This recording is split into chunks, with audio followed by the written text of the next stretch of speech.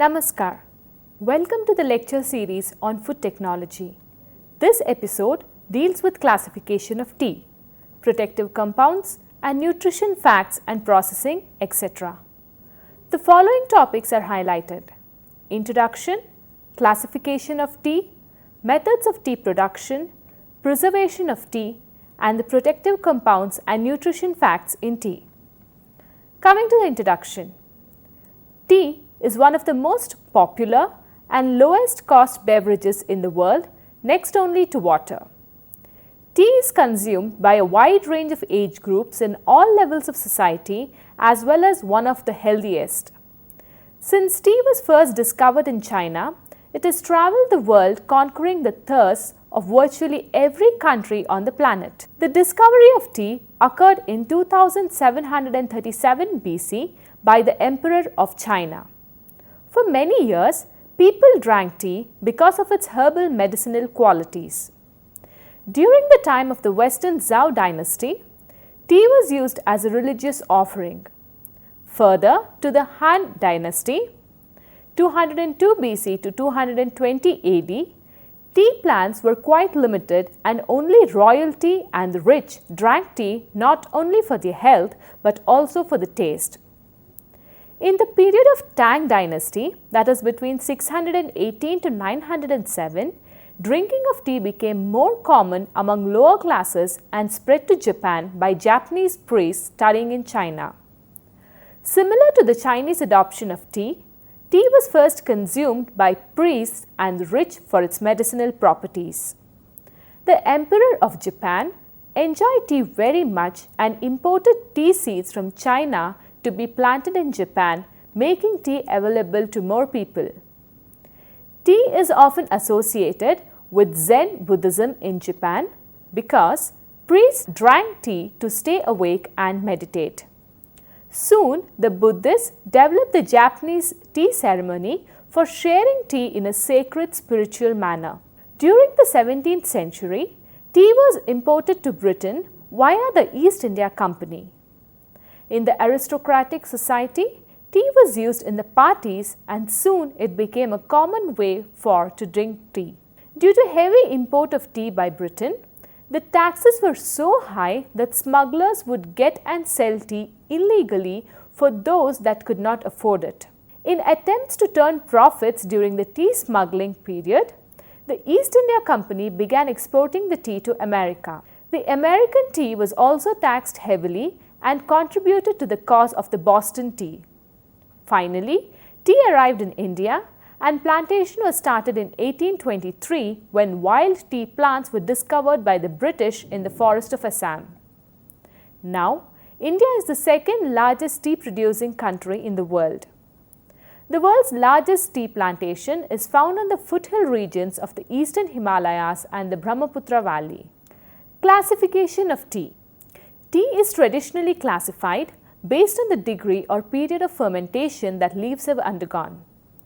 The different types of tea are given below: green tea, yellow and fermented tea, oolong and white tea, black tea, other types. Firstly, coming to green tea. The ancient Chinese society, now southern China, first encountered the tea plant and processed it as another medicinal herb for use in Chinese herbology. The technique used for processing the fresh tea leaves was to immediately steam the fresh tea leaves and dry them for preservation, which is likely the most ancient Chinese form of tea leaf processing. This processing method was perfected near the end of the Han Dynasty, that is 202 BC to 220 AD, and produced a dry tea that would be classified today as green tea and quite similar to modern Japanese sencha. This type of tea has undergone the least amount of oxidation. The oxidation process is halted by the quick application of heat after tea picking, either with steam, the Japanese method, or by dry cooking in hot pans, which is the traditional Chinese method. The tea is processed within 1 to 2 days of harvesting. Next is the yellow and fermented tea. This use of steam in fixation for tea leaf enzymes is an important step in processing tea, with the leaves to be quickly cooled down and undergo further processing. This initiates oxidation in the chlorophyll of the leaves through non-enzymatic and non-microbial means, which results in a yellowish or greenish yellow color. The less tightly controlled methods of it in the past resulted in the creation of yellow tea, when the tea leaves were over steam fixation or were not quickly spread out, doused with water and cooled. Oolong tea. This tea's oxidation is stopped somewhere between the standards for green tea and black tea. The processing typically takes 2 to 3 days from withering to drying, with a relatively short oxidation period of several hours. The term oolong is used specifically as a name for certain semi-oxidized teas. In Taiwan is the largest producer of oolong. Black tea. In this process, the tea leaves are allowed to completely oxidize. Black tea is first withered to induce protein breakdown and reduce water content, that is 68 to 77% of the original. The oxidation process takes between 45 to 90 minutes for 3 hours and is done at high humidity between 20 to 30 degrees Celsius, transforming much of the leaves into complex tannin. Orthodox processed black teas are further graded according to the post-production leaf quality by the orange Pecot system, while crush, tear, curl, that is CTC or cut, tear, curl teas use a different grading system. Orthodox tea leaves are heavily rolled either by hand or mechanically on a cylindrical rolling table or a rotor vane. The rolling table consists of a ridged tabletop moving in an eccentric manner to a large hopper of tea leaves, of which the leaves are pressed down onto the tabletop. The process produces a mixture of whole and broken leaves and particles which are then sorted, oxidized and dried.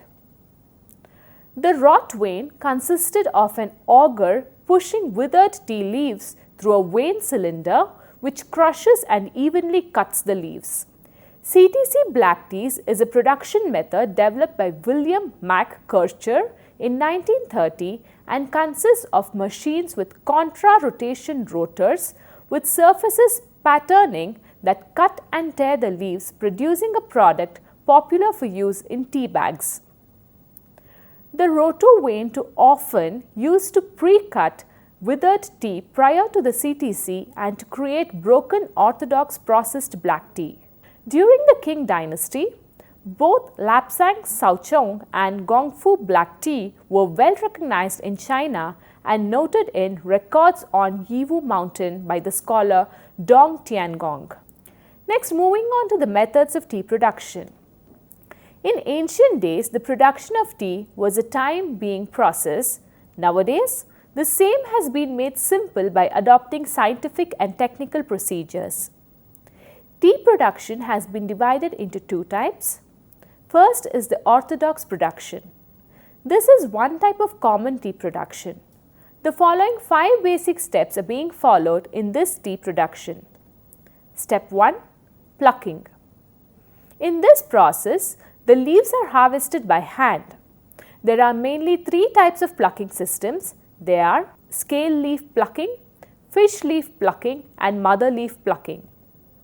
It is usually ranging between just the unopened bud to the top 3 leaves and the bud, depending on the tea being created. In order to make hand plucking possible, the tea trees are trimmed into waist-high bushes. After completion of plucking, the leaves are arranged for uniformity and any stems, twigs, broken leaves, etc. are removed. Step 2. Withering. The leaves are placed to wilt and wither for many hours to prepare them for further processing. Tea leaves, even fresh tender ones, aren't very flexible. Without withering, they would scatter and crumble when rolled and shaped. During withering, the leaves are gently messed up, rotated and monitored to ensure even exposure to the air. Step 3. Rolling. In this method, many varieties in tea appearance are created and also where the process of developing flavor is started. When the tea leaves softened, they are rolled, pressed or twisted to break the cell walls of the leaf, wringing out the juices inside. This exposes enzymes and essential oils in the leaf to oxygen in the air as to create oxidation. Step 4. Oxidation. After rolling, the leaves are placed out to rest for many hours, allowing oxidation to take place. Oxidation is the process in which the oxygen in the air interacts with the exposed enzymes in the leaf, turning it a reddish-brown color by changing the chemical composition. This step helps to create many wonderful and complex flavors in tea.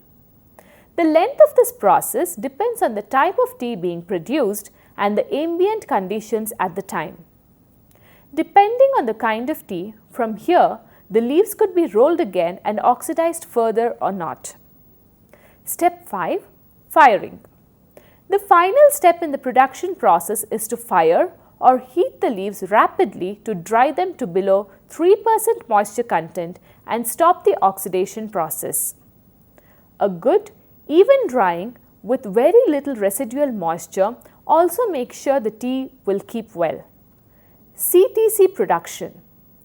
CTC or crush, tear, curl production is a very different process.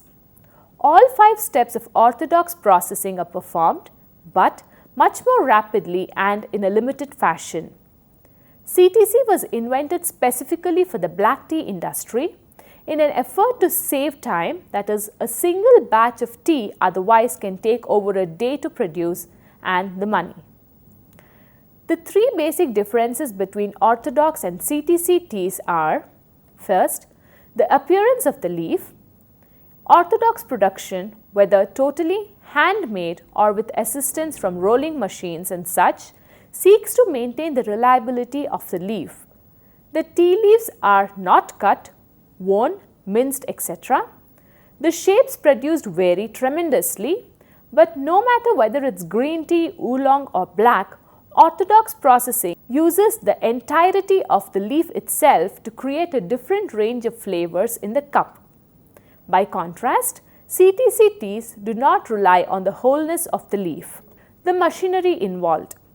CTC is produced on a machine which takes fresh, whole leaves and macerates them, crushing, tearing and curling them, hence the name. The ground up leaf is rolled into small pellets and oxidized. The tea produced visually be similar to grape nut cereal or large coffee grounds. Because the leaf is totally broken up, every part of the process moves very rapidly. A whole batch can take just 2 hours. In orthodox processing, while some tea leaves can look very small at the end, the leaves are never deliberately cut or torn apart.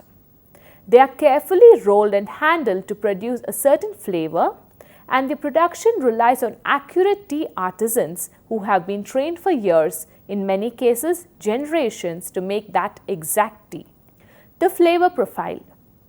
As mentioned, CTC was invented specifically for black tea production. These fast infusing teas are ideal for the tea bag industry as well as for use in spicy chai blends and iced tea because of the color. Their flavor is very one-dimensional, bold, powerful and brightly coloring with a strong astringency. Orthodox teas, because the leaf is not treated the same way, do not produce this type of color and body. However, CTC cannot produce the tremendous range of flavor and aroma which orthodox teas are loved for. The CTC method can't be used to make white teas, oolongs, etc. The shredded leaf oxidizes too quickly. There are a few CTC green teas, but this is accomplished by steaming the leaves to prevent oxidation. That's about as elaborate as it gets.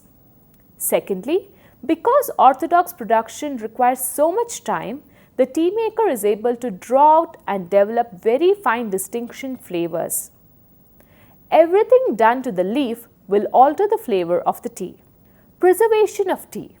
The proper storage of tea is one of the utmost importance, as tea which is improperly stored will go stale or rancid much faster, or can collect impurities that both alter the flavor and aroma and can also harm the body. Therefore, it is very important to learn how to properly store your teas so that they remain as fresh, clean and flavorful as possible.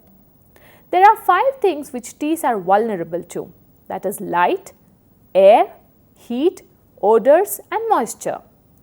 These 5 things will rapidly make your stored teas go bad.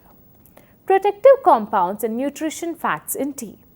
Polyphenols, including flavonoids, are naturally occurring plant chemicals known as phytochemicals that are found in tea and have strong antioxidant properties.